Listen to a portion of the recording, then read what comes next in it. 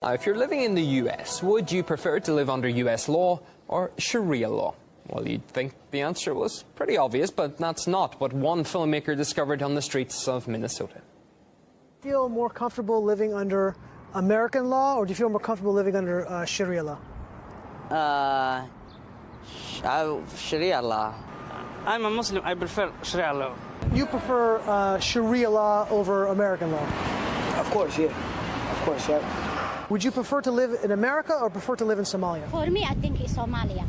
Would you rather live in America or live in Somalia? I would rather live in Somalia. You'd prefer to live in Saudi Arabia? Yeah.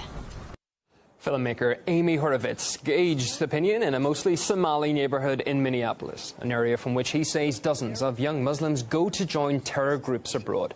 Horovitz says he's not against immigration, which he sees as a great benefit to the U.S., but he believes the alienation of American Muslims is growing and the trend is continuing. These people are, for the most part, either born in the United States or they grew up in the United States.